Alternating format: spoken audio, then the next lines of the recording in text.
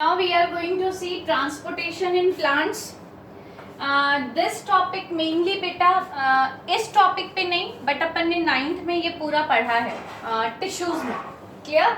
So we are going to start transportation in plant. The very first thing is that कि important needs of plant कौन कौन सी हैं.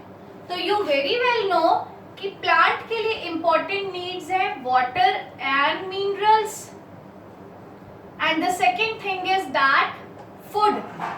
These are the important needs of plant. अब जो water है, जो मिनरल्स हैं, ये प्लांट को कहां से मिलती हैं? From soil. फ्रॉम सॉइल किसके थ्रू मिलती है? Through root hairs. ओके, किसके थ्रू मिलती है? Through root hairs. And when we talk about food, so ये कहाँ होता है?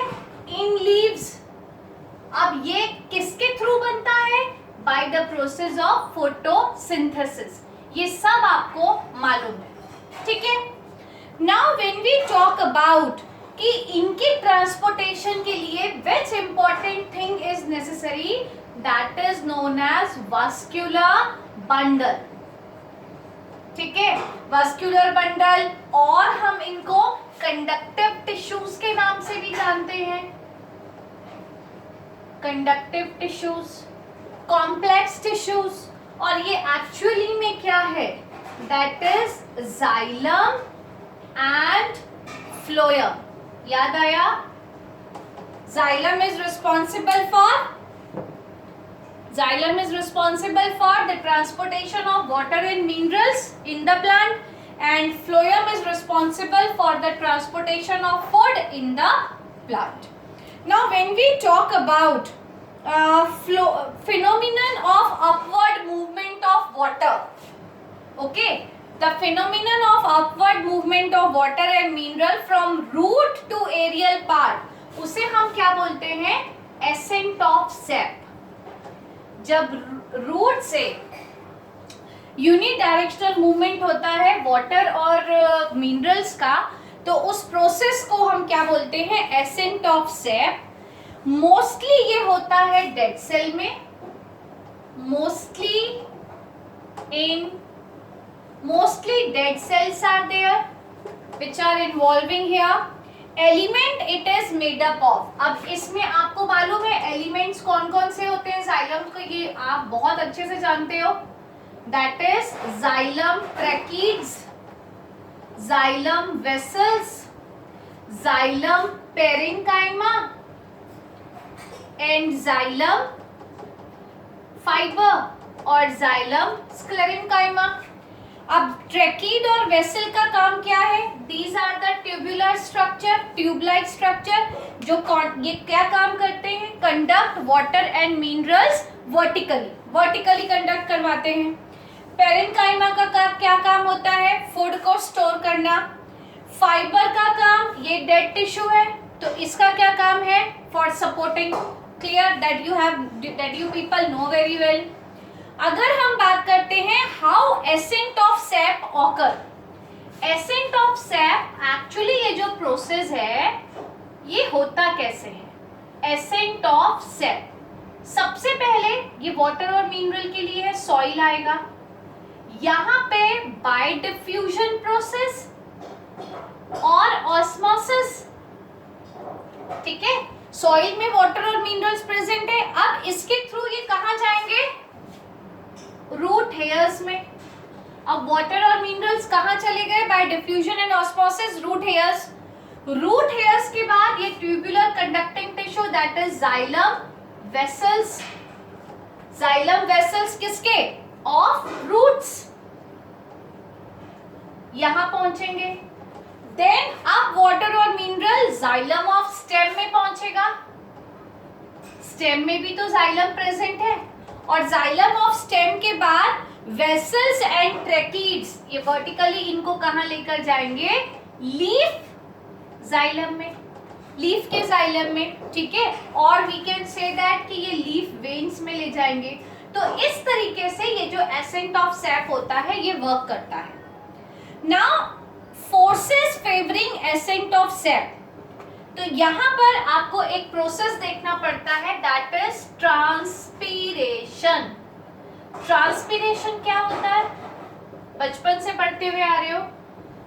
Transpiration is the loss of water in the form of water vapour. कहां से? From the aerial part of the plant. जो इवेपोरेशन होता है वाटर मॉलिक्यूल्स का from the cells of a leaf, ये क्रिएट करती है फोर्स जिसे हम बोलते हैं ट्रांसपीरेशन पुल, ठीक है। और यहां से ये जो जाइलम जो है वो क्या करते हैं, इस फोर्स के थ्रू पानी को एब्जॉर्ब करते हैं। So we can say that कि जो एसेंट ऑफ सैप है ये लार्जली गवर्न होता है by physical forces like diffusion, osmosis and transpiration. Okay, now after this if we talk about phloem, transpiration किस में आया? xylem में, that means essence of sap में। लेकिन अगर अपन बात करते हैं phloem की, phloem क्या है? transport food from the leaves to the different part of the plant। जो फिनोमिनन है ट्रांसपोर्ट ऑफ फूड का फ्रॉम द लीफ, इस फिनोमिनन को हम क्या बोलते हैं? ट्रांसलोकेशन। फूड का लीफ से different part of the plant पे जाना, इस प्रोसेस को हम क्या बोलते हैं? ट्रांसलोकेशन। ट्रांसलोकेशन लिविंग सेल्स में होता है except phloem fibre. Living cells except phloem fibre, because you know phloem के भी 4 एलिमेंट है, याद है ना आपको? Companion cell, sieve tube, phloem parenchyma, phloem fibre. तो phloem fibre is a dead cell. Elements अभी मैंने आपको बताया, सीव ट्यूब ये ट्यूबुलर सेल्स हैं जिनकी परफोरेटेड वॉल होती है। कंपेनियन सेल्स ये रेगुलेट करते हैं मेटाबॉलिक एक्टिविटीज को, सीव ट्यूब एलिमेंट की। फ्लोएम पेरेन्काइमा ये सपोर्ट करता है सीव ट्यूब एंड ऑल्सो ये स्टोर करता है compounds like starch.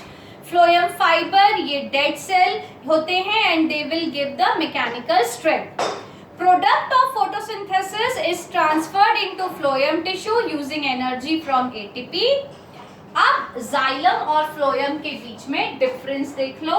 Last topic, xylem and phloem. So many differences are there. सबसे पहला, this is the unidirectional flow. ये सब हम 9th में पढ़ चुके हैं, again I am repeating. Unidirectional flow and phloem is the bidirectional, it is the bidirectional movement. Okay, now second one, transport of water and minerals. कहां से? From roots to aerial part. Okay, and यहाँ पे food कहां से? From the leaves to the different part. Dead tissues at maturity. यहाँ पर dead tissues हो जाते हैं at maturity. Okay, and here living tissues are there. Okay, next, occur at center of vascular bundle. Occurs at the center of vascular bundle. And if we talk about phloem, so phloem occur on outer side of vascular bundle. Occurs on the outer side of the vascular bundle. Fine. So here we have done with the circulatory system, both in animals also and in plants also. In next class, last topic of this chapter, that is last system of the chapter, excretory system, we are going to start. Thank you.